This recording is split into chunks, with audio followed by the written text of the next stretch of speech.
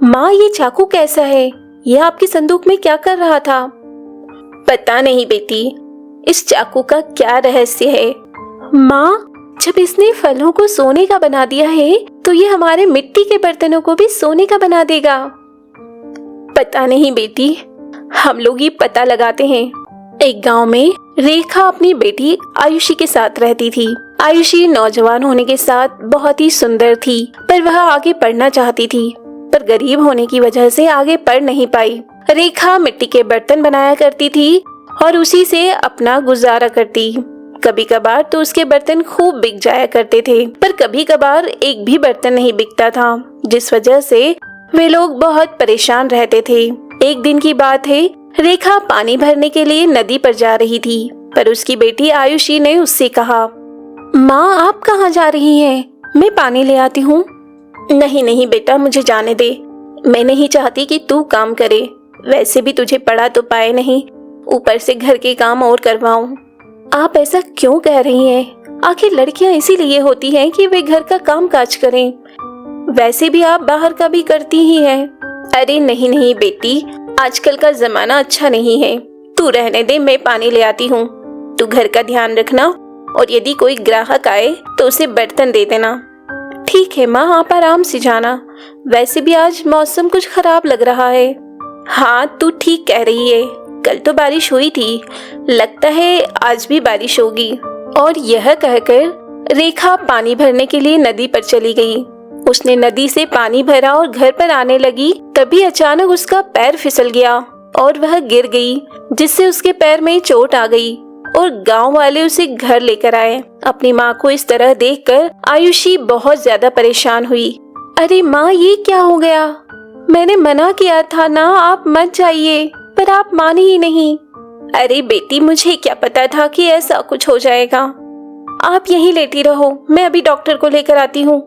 और यह कहकर वह डॉक्टर को लेने चली गई, पर वहाँ जाकर पता लगा डॉक्टर आज बैठा नहीं, वह शहर गया है, जिस वजह से वह खाली हाथ ही लौट आई। और उसने अपनी माँ से कहा, माँ, डॉक्टर तो मिला नहीं, तो आपका पैर कैसे ठीक होगा?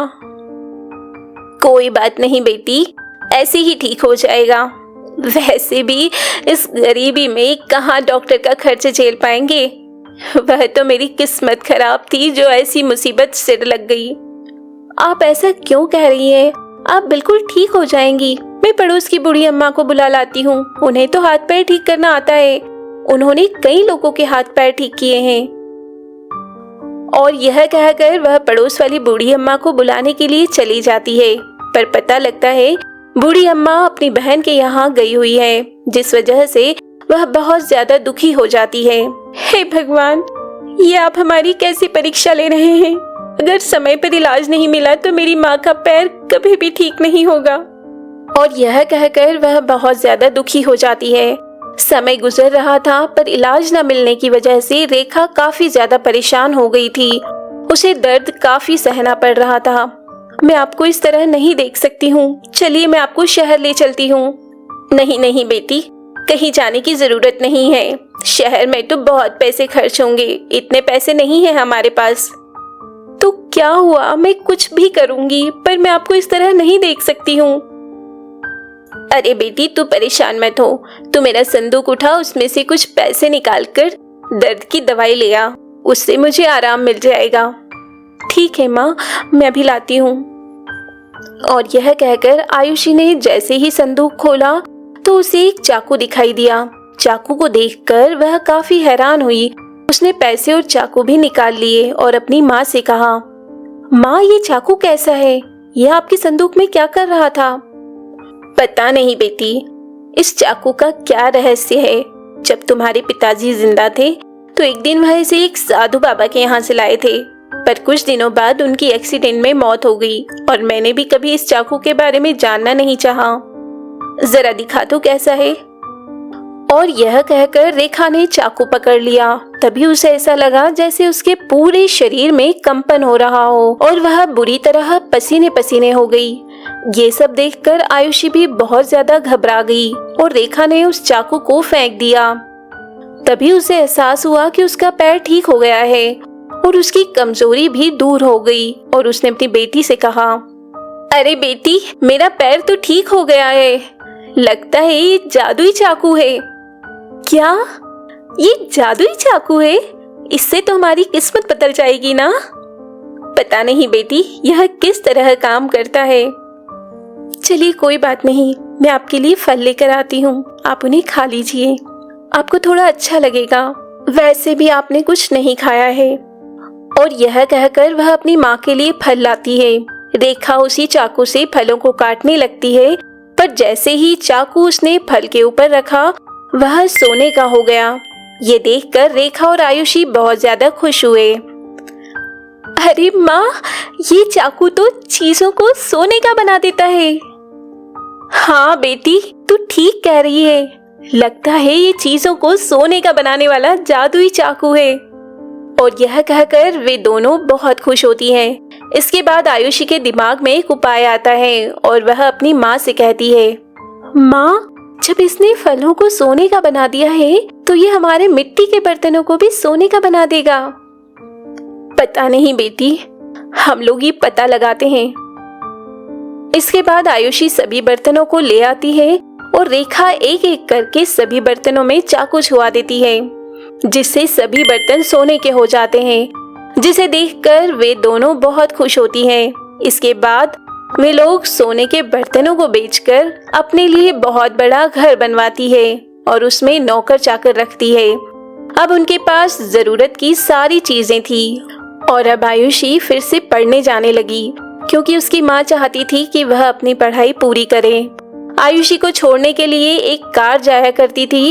एक दिन की बात है, आयुषी अपनी कार से कॉलेज जा रही थी, तभी रास्ते में उसे एक छोटी बच्ची मिली और उसने आयुषी से कहा, दीदी, मेरी मदद कर दीजिए, मेरी माँ बहुत बीमार है, मेरे पास पैसे नहीं है।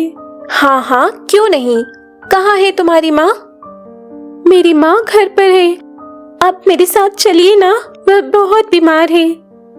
ये सुनकर वो उस लड़की के साथ उसके घर चली जाती है और देखती है उसकी माँ चारपाई पर लेटी हुई थी। ये देखकर आयुषी को बड़ा दुख हुआ, क्योंकि उसने अपनी माँ को भी इसी हालत में देखा था। इसलिए उसने बच्ची से कहा, तुम परेशान मत हो, ये लो पैसे, इससे तुम्हारी माँ का इलाज हो जाएगा। ये सुनकर बच्ची बहुत खुश हो जाती है और उसके बाद आयुषी कॉलेज चली जाती है। जब वह कॉलेज से घर लौटती है तो अपनी माँ को सारी बात बताती है, जिसे सुनने के बाद उसकी माँ कहती है, बेटी, भगवान की दया से अब हमारे पास सब कुछ है। यदि वह जादुई चाकू नहीं होता तो हम लोग इतने अमीर नहीं बन पाते। अगर भगवान ने हमें मौका दिया है तो हमें गरीबों की मदद करनी चाहिए। हाँ, आप बिल्कुल ठीक कह रही हैं।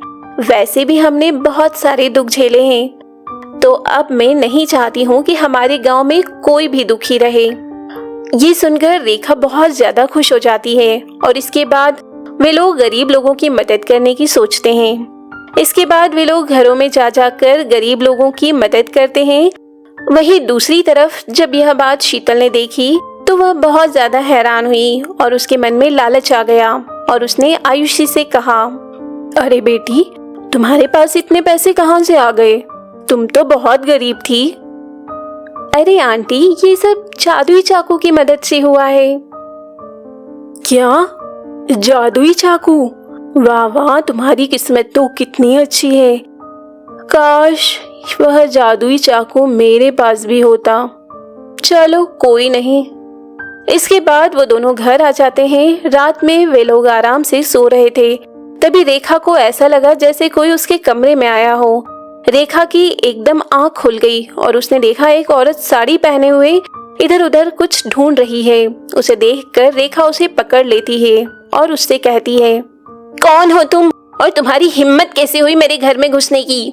जब रेखा ने उसका चेहरा देखा तो रेखा बहुत हैरान हुई, क्योंकि वो कोई और नहीं शीतल थी। अपनी माँ की आवाज सुनकर आयुषी भी उसके कमरे में आ गई और अपनी माँ से कहा, क्या हुआ माँ? जब उसने शीतल को देखा तो आप इस तरह रात में हमारे घर पर? मुझे माफ कर दो, मुझसे गलती हो गई। पहले ये बताओ, तुम हमारे घर पर इस तरह क्यों आई? मैं वह जादुई चाकू चुराने आई थी। मैंने सोचा उससे मैं भी अमीर हो जाऊंगी। ये सुनकर उन दोनों को बड़ी हैरानी हुई और रेखा ने कहा, वह जादुई चाकू कोई आम नहीं है जो तुम्हें यूं ही दे दिया जाए। और वैसे भी हमने उस जादुई चाकू को एक साधु बाबा को दे दिया क्योंकि अब हमें उसकी जरूरत नहीं थी। हमारे मन में कोई भी लालच नहीं था। ये सुनकर शीतल बहुत दुखी हुई और निराश मन से वहां से चली गई। वहीं अब आयुषी और रेखा बहुत खुश थे क्योंकि जैसे ही वे लोग पैसे वाले हो गए उसी समय उन्होंने सोच लिया था कि अगर किसी को इसके बारे में पता लग गया तो वह इसका दुरुपयोग जरूर करेगा। इसलिए उन्होंने उसे एक साधु को दे दिया था और अब वह लोग आराम से हंसी खुशी अपनी जिंदगी गुजार रहे थे। तो दोस्तों, ये थी जादुई चाकू की कहानी। अगर ये कहानी आपको अच्छी लगी हो तो वीडियो को लाइक कर चैनल को सब्सक्राइब जरूर करें। साथ ही अपने दोस्तों को भी शेयर करें ताकि वो भी इसका आनंद ले पाएं। धन्यवाद।